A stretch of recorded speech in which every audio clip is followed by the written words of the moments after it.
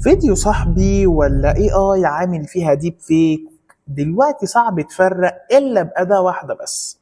دلوقتي الموضوع بقى عامل زي الترند، الاي اي بقى متفتح على كل حاجة.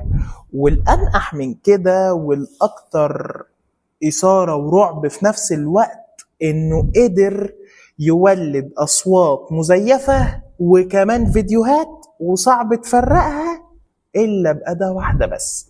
الاداه دي اسمها فاستاف دوت اي اي، هي اداه هنديه بكل بساطه بتقدر تكشف الفيديوهات والاصوات بدقه عاليه جدا، سواء كانت على الواتساب او التيك توك او حتى كمان الديسكورد.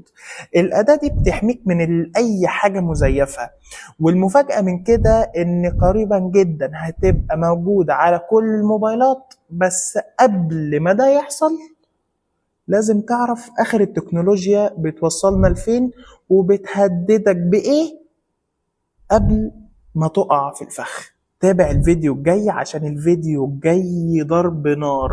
الفيديو الجاي هنتكلم عن الفاير وولز والاي اي. لو عندكم اي تعليقات يا ريت تكتبوها لي في الكومنتات وانا هرد عليها.